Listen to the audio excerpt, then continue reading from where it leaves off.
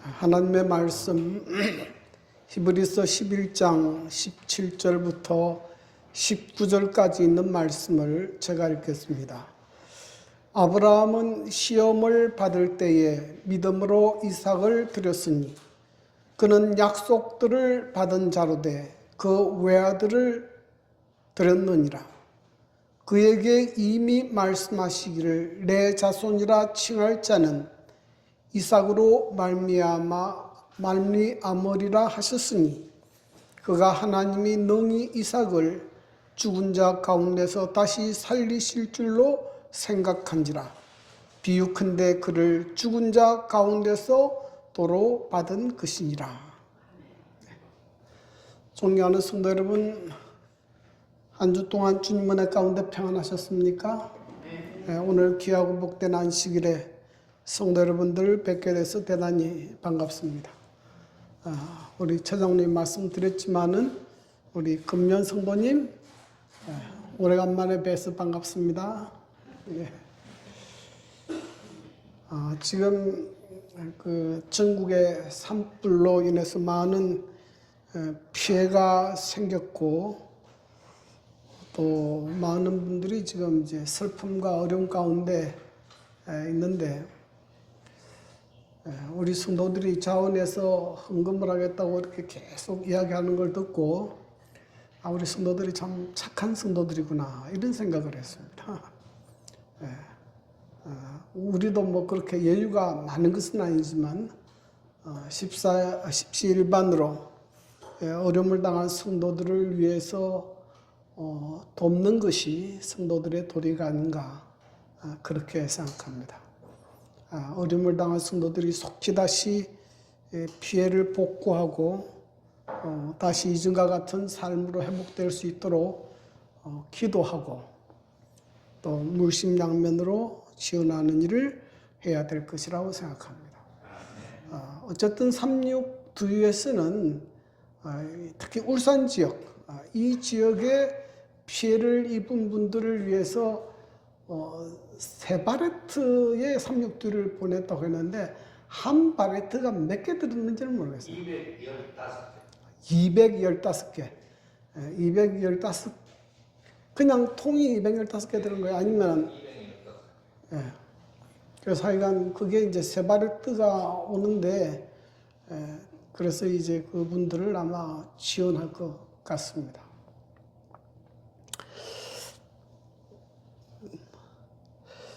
아랍 속담에 언제나 햇빛만 비치면 사막이 된다 하는 말이 있습니다. 햇빛은 정말로 중요하고 우리의 삶에 고마운 것이고 없어서는 안 되는 것이지만은 햇빛만 비치면 그 땅은 생명체가 살 수 없는 사막이 된다 하는 것입니다. 그래서 우리 땅도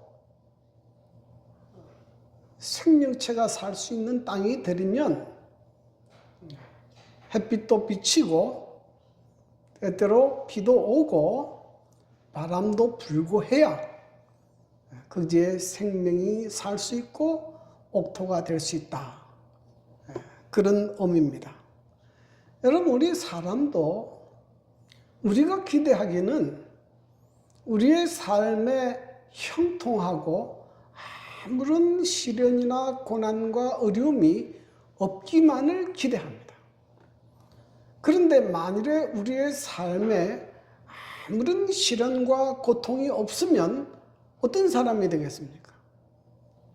그런 사람들은 대부분 교만하기 쉽고 무례하고 또 거의 쓸모없는 사람으로 변하게 됩니다.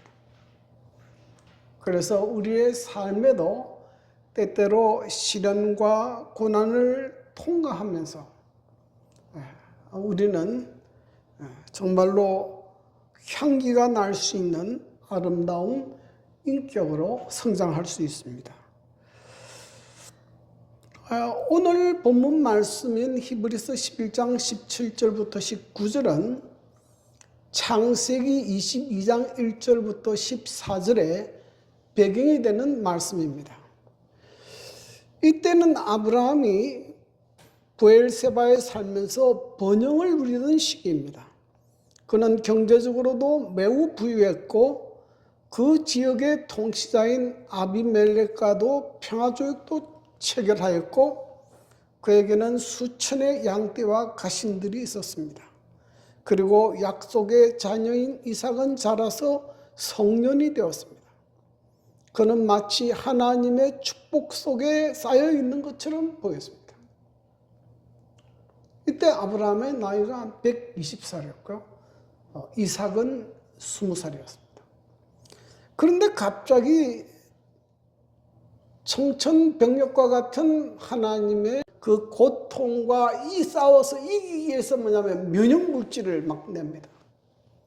그래서 그 이물질을 감싸게 되는데 그것이 뭐가 되는가 하면 진주가 되는 거예요. 여러분, 이 세상에서 고통과 고난을 겪지 않고 훌륭한 사람으로 성장한 예는 단 한 명도 없어요. 때때로 우리의 삶에 여러 가지 시련들이 있지만은 하나님께서 이 시련을 통해서 우리에게 하늘에 들어갈 만한 사람으로, 정말 하나님의 형상을 반영할 만한 사람으로 우리를 인도하고 있음을 깨달아야 합니다. 그래서 여러분, 우리의 삶에 아무런 시련과 고통이 없어야 된다, 그렇게 생각하지 마십시오. 우리에게 시련과 고통이 있을지라도 어떠한 시련과 고통을 당하더라도 넉넉히 이길 수 있는 믿음을 주십시오, 그렇게 기도하시기를 바랍니다. 그것이 성경적으로 올바른 것이에요. 두 번째로 아브라함의 믿음에서 우리가 배울 수 있는 가장 중요한 것은 이해할 수 없어도 순종하는 믿음을 가지라 하는 것입니다. 지금 하나님께서 아브라함에게 내린 명령은 정말 놀라운 명령이에요.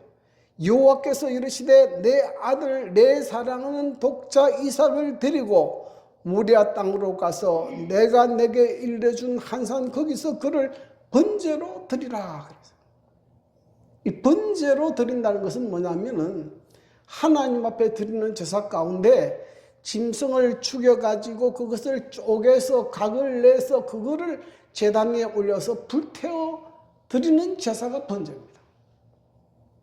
근데 누구를? 내 사랑하는 이삭을 죽여서 그것을 쪼개가지고 각을 내서 뭐로? 불태워서 하나님 앞에 드리라. 무슨 이삭을? 내 사랑하는 독자 이삭을 하나님께 바치라. 지금 아브라함에게 있어서 가장 소중한 것이 무엇입니까? 네? 아브라함이 지금 가장 소중하게 여기는 것이 뭐예요? 독자 이삭이죠. 돈보다도 어쩌면 자기 생명보다도 귀한 것이 독자 이삭입니다. 근데 하나님께서 뭘 요구합니까? 그 이삭을 누구에게 바치라? 하나님께 바치라. 여러분, 이 명령은 아담 하와가 에덴 동산에서 선악과를 따먹지 말라는 명령보다도 훨씬 더 어려운 겁니다. 선악과도 안 먹는 거 안 따먹으면 될 거 아닙니까? 그런데 이 독자 이삭을 바치라 하는 명령은 얼마나 어려운 명령이에요. 여러분, 이 명령에 아브라함이 억지로 순종해야 됩니까? 아니면 순종해도 되고 안 해도 될 수 있습니까? 네? 네? 하나님께서 인간에게 자유의지를 주셔가지고 얼마든지 이 하나님의 명령을 거절할 수도 있고 순종할 수 있어요. 그리고 이 명령에 순종하지 않을 만한 명분도 있습니다. 우선 몇 가지 명분이 있어요. 여기 하나님께서는 평소에 우리에게 살인하지 말라고 가르쳤습니다. 특별히 하나님께서는 이방 다른 신들처럼 사람을 제물로 바치는 것을 엄격히 금지했어요. 그런데 오늘 하나님께서 누구를 번제로 바치라고요? 이삭을 번제로 바치라. 정말 하나님답지 못한 명령이에요. 그리고 하나님께서 이삭을 통해서 너로 하여금 하늘의 별과 같이 바다의 모래와 같이 많은 자손을 주신다고 약속했는데 지금 이 아들을 죽여서 번제로 드리면 그 약속은 어떻게 됩니까? 정말로 이해하기도 어렵고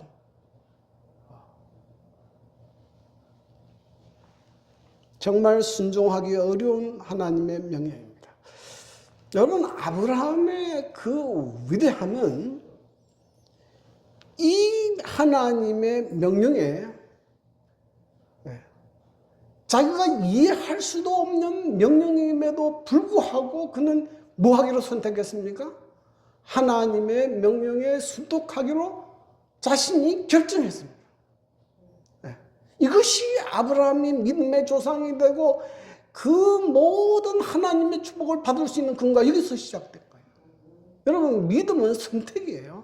내 의지를 가지고 내가 하나님을 믿기로, 하나님의 말씀을 따라 살기로 선택하는 것이에요. 그것은 누구도 강요할 수 없어요. 자기의 선택입니다.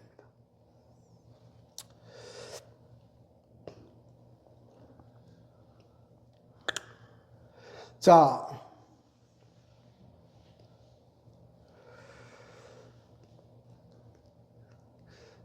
이 아브라함의 위대함은 아브라함은 그 하나님의 모든 명령을 다 이해하지 못해도 하나님의 말씀에 순종하기로 선택한 것입니다. 이 하나님 말씀에 이런 말씀이 있어요. 이사야 55장 8절부터 9절. 이는 내 생각이 너희 생각과 다르며 내 길은 너희 길과 다름이니라.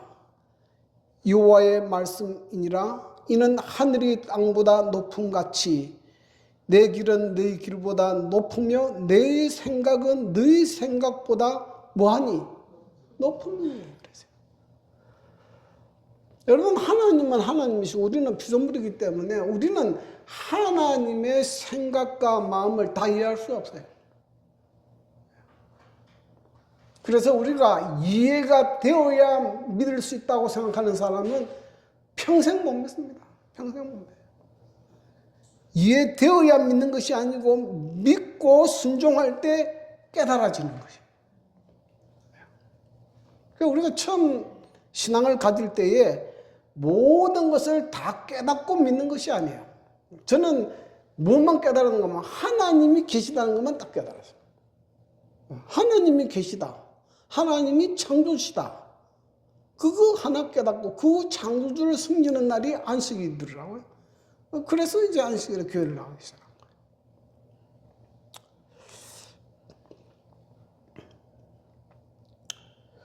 그래서 여러분,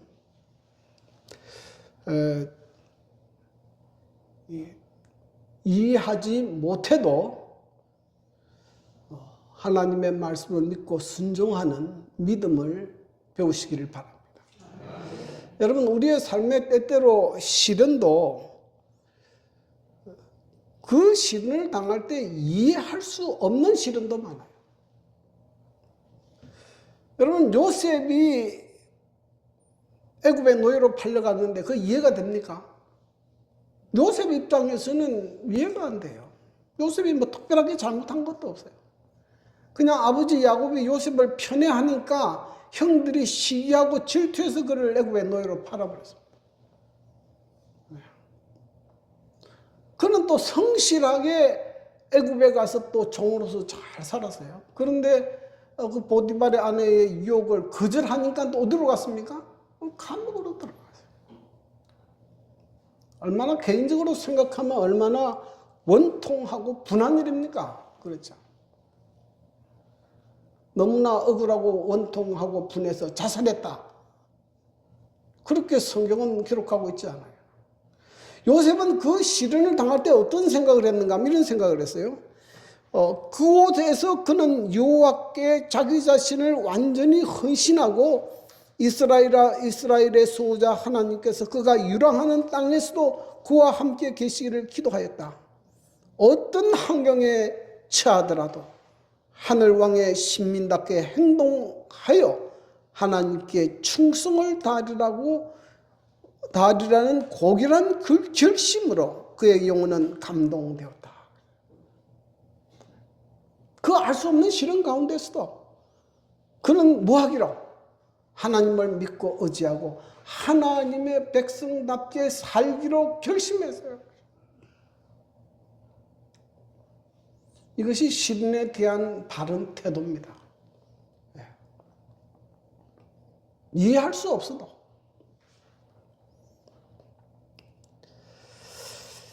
우리가 지금은 이해하지 못해도요, 나중에 이해하는 게 많아요. 제가 하도 자주 이야기했지만, 제가 군대에 있을 때 제일 처음에 기도할 때는 하나님 저를 편한 곳에 있게 해주세요 하고 기도를 엄청 많이 했어요. 그런데 최고로 전방에서 제일 고생하는 데서 그 훈련을 받았어요. 그때 저는 이해를 못했어요. 하나님, 제가 뭘 잘못했길래 나를 이렇게 고생을 시킵니까? 근데 나중에 제가 깨달았어요. 그때 그것이 없었으면 내가 회개하는 일도 없었을 것이고 하나님을 믿는 일도 없었을 것이고 오늘 이렇게 목회자가 되는 것도 불가능한 일이고 천국 가는 것은 뭐 하는 일이고 더더욱 불가능한 일. 천국하고는 상관없는 사람이었죠. 그런데 하나님께서 그 기간을 통해서 저를 새로 만들었습니다. 우리가 이 땅에서 알 수 없는 환난을 당할 때가 많이 있는데 그때는 잘 모를 때가 많습니다. 그러나 여러분, 그 기간이라도 믿음으로 인내하고 그 시련과 환난을 잘 통과하게 되기를 간절히 바랍니다.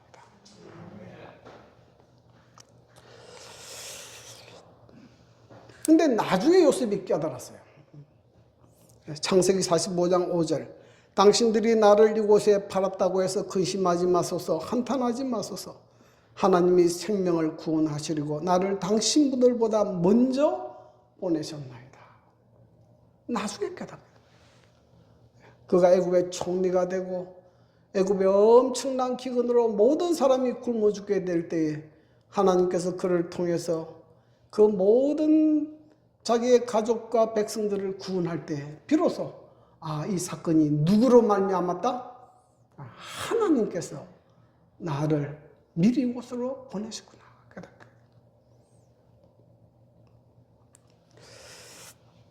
그래서 이해할 수 없어도 하나님의 말씀에 순종하게 되기를 간절히 바랍니다. 세 번째는 하나님의 약속과 능력을 믿으라 하는 것이에요. 아브라함이 어떻게 자기의 사랑하는 독자 이삭을 번제로 하나님 앞에 드릴 수 있었을까 하는 것이에요. 그것은 그가 하나님의 약속과 능력을 믿었습니다. 우선 먼저 아브라함은 자기가 100세이고 자기 아내가 사라가 90세일 때 경수가 끊어졌고 마치 죽은 몸과 같았던 자기를 통해서 하나님께서 아들이 있으리라고 말씀하실 때 그 약속이 이루어지는 것을 경험하게 됐어요. 하나님은 인간적인 생각으로는 불가능하고 죽은 것 같아도 뭐 할 수 있는, 다시 살릴 수 있는 능력이 있구나. 그러므로 내가 지금 이 내 아들을 번제 죽여서 번제로 드린다 하더라도 하나님은 뭐 하실 수 있다? 다시 살릴 수 있다는 믿음이 있었어요. 이것이 아브라함으로 하여금 하나님의 약속을 믿고 믿음으로 나갈 수 있게 한 것입니다. 그래서 성경은 이렇게 이야기하지 않습니까? 아브라함은 시험을 받을 때 믿음으로 이삭을 드렸으니 그는 약속들을 받은 자로 돼 그 외아들을 드렸느니라. 그에게 이미 말씀하시기를 내 자손이라 칭할 자는 이삭으로 말미암으리라 하였으니 그가 하나님이 능히 이삭을 죽은 자 가운데서 다시 살리실 줄로 생각한지라. 비유컨대 그를 죽은 자 가운데서 도로 받은 것이니라. 죽은 자 가운데서 도로 받았다. 그 다음에 하나 아주 중요한 말을 하는데요. 자, 이삭이 이제 맨 마지막에 그 모리아 산으로 이삭과 아버지가 둘이서 이제 산으로 올라가는데 이삭이 아버지한테 묻습니다. 이삭이 그 아버지 아브라함에게 말하여 이르되 내 아버지여 하니 그가 이르되 내 아들아 내가 여기 있노라. 이삭이 이르되 불과 나무는 있거니와 번제할 어린 양은 어디 있나이까? 누가 한 질문입니까? 이삭이 한 질문. 아니 불도 있고 번제할 나무도 있는데 뭐요? 재물이 없어. 번제할 양이 어디 있습니까? 아버지 아브라함의 마음이 어떻겠습니까? 말할 수 없죠. 근데 이 아브라함이 아주 중요한 말을 합니다. 무슨 말을 합니까? 아브라함이 이르되 내 아들아 번제할 어린 양은 하나님이 자기를 위하여 뭐하리라? 친히 준비하시리라. 아브라함의 믿음 속에 뭐가 있는가 하면 하나님께서 준비하시는 분이라는 걸 알았어요. 여러분, 하나님께서 사람을 창조할 때에 하나님께서 사람을 만들고 나무도 만들고 풀도 만들고 동물도 만든 게 아니에요. 하나님이 사람이 살아갈 수 있는 완벽한 조건을 다 창조하고, 예? 예? 식물도 나게 하고 해와 달과 별도 만들고 동물의 새들도 만들고 난 다음에 뭘 만들었습니까? 창조했어요. 여러분, 하나님께서 사람이 범죄한 다음에 아이고 이제 이 범죄한 사람을 어떻게 구원할까 하고 구원의 계획을 세운 게 아니고 언제부터 구원의 계획을 생겼습니까? 인간이 범죄하기 전부터 하나님께서는 구원의 계획을 세우셨어요. 여러분, 아브라함이 이 하나님의 시험을 받아서 어떤 일을 할 것을 하나님이 아시고 하나님이 다 준비해 놓으셨어요. 하나님께서 이 아브라함이 이 시험을 통과한 다음에 어떤 하나님의 축복을 받을지를 이미 다 준비해 놓으셨어요. 그 이삭 대신에 하나님 앞에 번제로 드릴 어린 양도 미리 다 준비해 놓으셨어요. 그런데 언제 그것을 알게 됐습니까? 언제 그것을 알게 됐어요? 마지막 그 아들을 단위에 세우고 칼로 찌르려고 할 때요. 시험을 뭐 할 때까지? 끝까지 통과할 때. 시험을 끝까지 통과할 때. 그때 비로소 뭘 깨닫게 됩니까? 하나님께서 준비하신 것을 보게 되고 누리게 되고 경험하게 됐다는 것이에요. 여러분, 많은 사람들이 이 하나님께서 준비하시는 이 시험들을 중간에서 견디지 못하고 다 도망가버려요. 제가 군대에 있을 때 안식을 지키고 있으니까 어떤 한 아이가 찾아왔더라고요. 제가 부산 중앙교회에서 침례를 받았는데 목사님, 그 당시는 제가 목사가 아니었으니까 그 당시 이병장님 저를 좀 도와주십시오. 제가 본부에 있었거든요. 그 교회 어디 전방에 어디 부대에 있더라고요. 그래서 제가 이제 거기 뭐 중대장한테도 전화하고 해서 좀 도와달라고 했는데,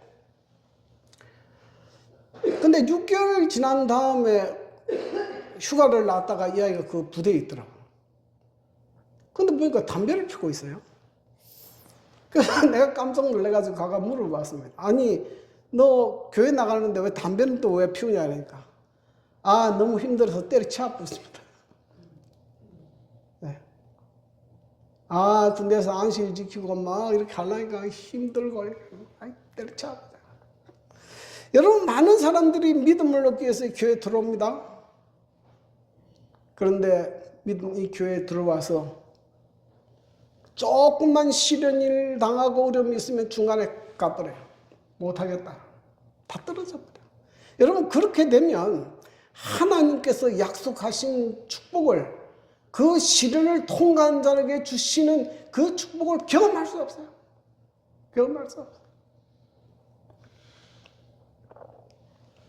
아브라함의 위대함은 그 하나님께서 주시는 시련을 끝까지 통과하고 마지막까지 통과하고 하나님께서 옳다고 인정할 때까지 통과.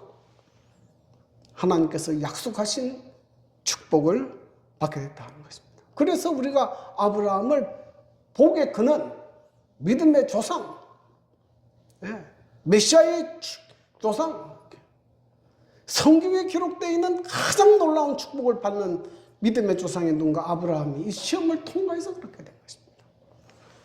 여러분, 오늘날에도 하나님께서는 우리 각자에게 알 수 없는 우리 나름의 시험들을 허락하십니다. 우리에게는 다 시험이 있어요. 여러분, 이 세상에 사는 사람 중에 문제 없는 사람은 단 한 명도 없어요. 다 문제가 있습니다. 저도 문제가 있어요. 여러분, 우리에게 주어지는 시험을 기도로, 믿음으로 잘 극복하고 승리해서 마침내 하나님께서 주시는 약속하신 축복을 누리게 되는 저와 여러분 되기를 간절히 바랍니다. 아멘.